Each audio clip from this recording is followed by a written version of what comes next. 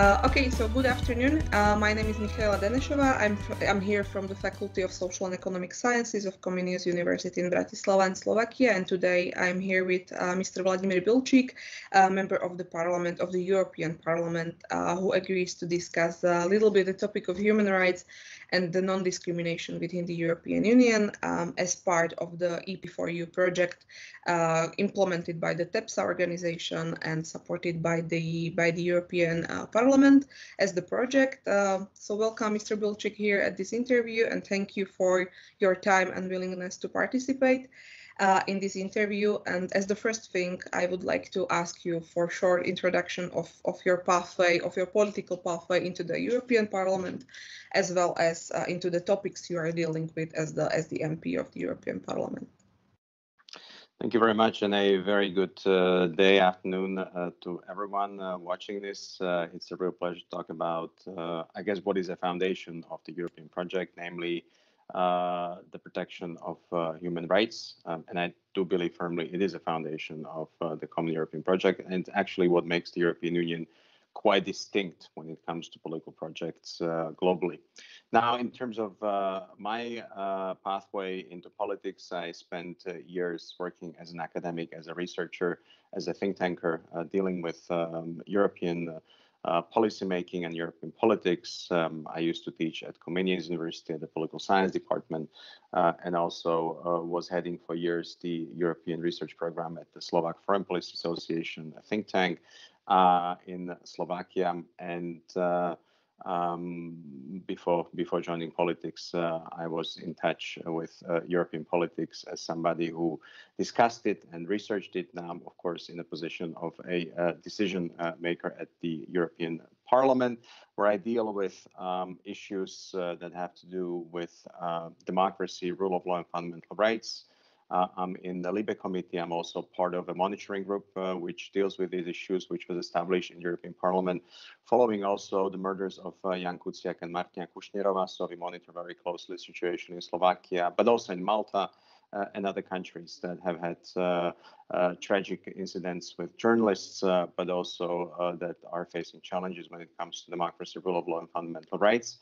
I am also very much engaged in a special committee which has been established to deal with the problem of foreign interference in our democracy and disinformation.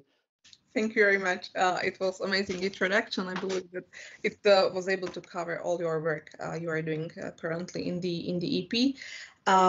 Now I would like to move to my question I have prepared for today, and through this question I would like to follow also our university debate and go from the outside of the European Union as well into our territory. And my first very general question is, what do you perceive as the biggest success of the European Union in the area of human rights and non-discrimination or fundamental rights? And this question is regarding both outside of the European as well as inside of our borders. Well, I do believe that the first big success has been that issues of fundamental rights and non-discrimination have become an integral part of the European Union's DNA. The EU, the European communities, were founded as a political project, now, of course, with the aim of preventing another war in Europe following World War II. It was founded as a project which had strong economic foundations initially to foster cooperation among countries which had previously fought in deadly wars.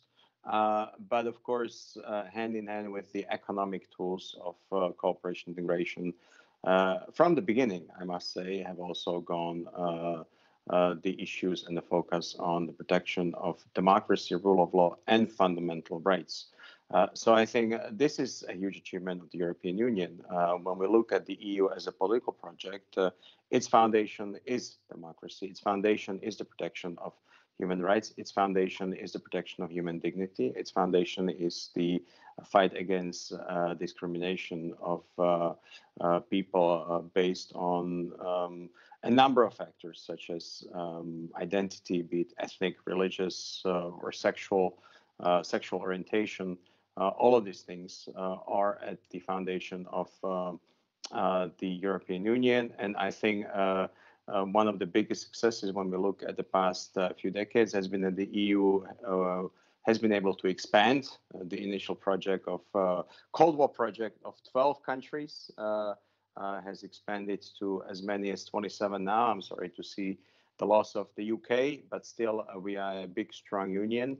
And I think thanks to the EU also, we've been able to very much establish the principles connected to protection of human rights and fight against non-discrimination in a number of countries in East Central Europe, countries which used to be part of the communist bloc, but also countries which had military and fascist regimes in Southern Europe back in the 1960s, 1970s.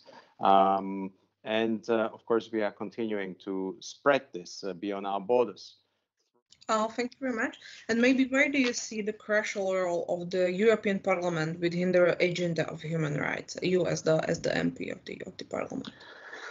I think we as members of the European Parliament are in an extremely privileged position because we are elected by the European voters. The European elections are one of the biggest celebrations of democracy worldwide. In the last elections, 2019, I believe around 200 million voters actually took part in the voting across the member states of the European Union. And in that sense, we carry a huge responsibility when it comes to the protection of the founding principles of the Union, which are tied to the human rights agenda. So I think it is our task to stand up and to speak up against any major violation of human rights, the principles of rule of law, democracy, and also against any practices which would involve discrimination. And this is what we do. We do it in our political work through political declaration and through political declarations which have to do with life of the Union, but also events outside of the European Union, especially our neighborhood. At the moment, we're dealing with important events in the eastern neighborhood, the crisis in Belarus, for instance, but also when it comes to continued engagement and towards enlargement in the Western Balkans. These are extremely important principles we need to live up to. And when it comes to protecting these principles globally, one of the big tools that the European Parliament has, which is politically very visible, is the Sakharov Prize, which we award annually to anyone who has been fighting for freedom and human rights and has really endured a tough fight in this sense. I'm very pleased that this year we actually awarded this prize to Mr. Navalny, who is the leader of the Russian opposition, presently in prison. And Alexei Navalny is indeed a symbol of somebody who has fought for freedom, democracy, and the protection of human dignity and human rights in Russia, in his own country, but also globally. He's become a symbol of that struggle. And we're actually going to award this prize in a physical ceremony in Strasbourg this December at the plenary right before Christmas. Unfortunately, Mr. Navalny is very unlikely to come from Russian prison, but all the more so, this is a prize which I think carries the symbolic weight of what we stand for in the European Parliament, and that is really our fight for protection of human rights. And I think we can and should be doing this at all occasions. We are politicians. We have our mandate from the people. And we have it for 5 years, and it's a very free mandate in terms of the time span which we have.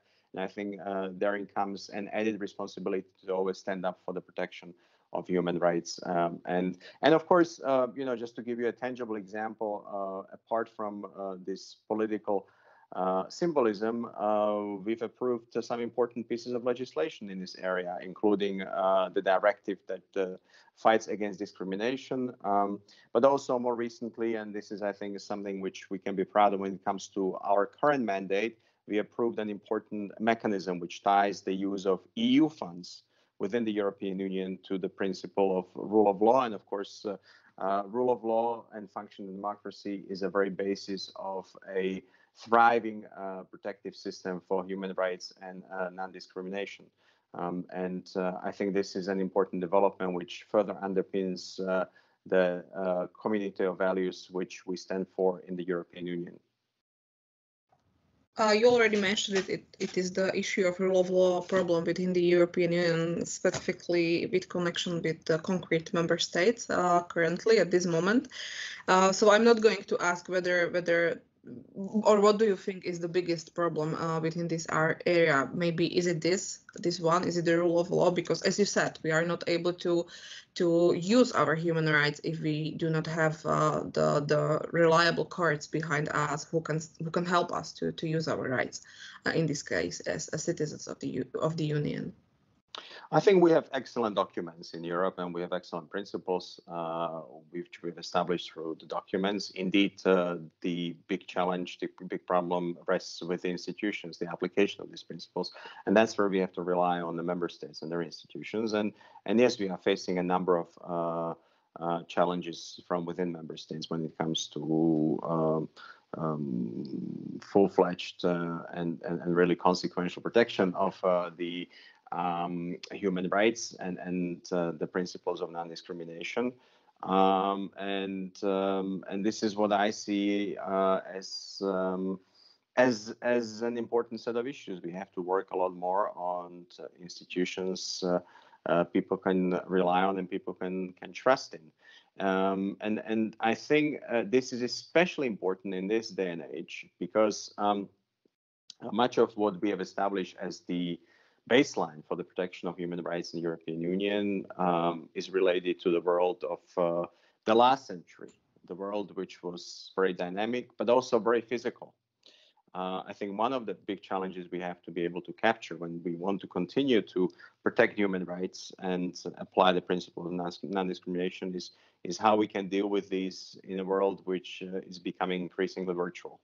We are spending much of our time online in terms of not just interactions and meetings and communication, but also in terms of democratic choices. A lot of our democratic institutions, including elections, campaigns, take place online on social platforms. And this is what I see as a huge challenge because at the moment, the social platforms have huge power to also really shape our world of democracy, our world of human rights, and that power is not often in the interest of those who have to be protected, those who are most vulnerable. And we've seen this in a number of campaigns recently.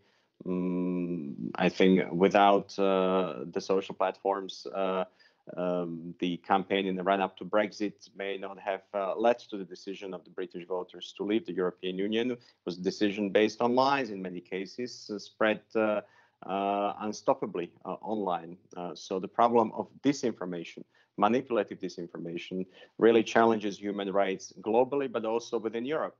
Globally, we saw it recently in the aftermath of the US elections, when the lie spread by former President Trump about the stolen elections, which weren't stolen because the voters really chose change and chose Biden, led to real-time, real-world violence in the American Congress. And these are the instances that really make me wonder what else we have to do also at the level of the European Union to better safeguard human rights in the age of the online platforms and online democracy. And I think this is one of the challenges that we are facing when it comes to how we can really advance better and more targeted and sensible policymaking and legislative work also in the European Parliament. That's why I'm looking very closely at the problem, how we can combat disinformation in this day and age, because I think it's very closely connected to also deteriorating level of human rights and, of course, rule of law as well, as you say. In this day and age, we also face the pandemic. I'm not even saying we are facing it because we faced it for a couple of years now and we'll continue to face it. And again, we see how much this pandemic is a divisive issue in our society, weakening the institutions of democracy. This information also attacks us from the outside of the European Union, coming from Russia, China, sources which would like to see a weakened, deteriorating European project, because these sources don't really appreciate strong democracies, strong protection of human rights, strong non-discriminatory principles. So yes, the challenges are there. They haven't changed, but the means of how they are spread, especially in this modern digital era, have changed.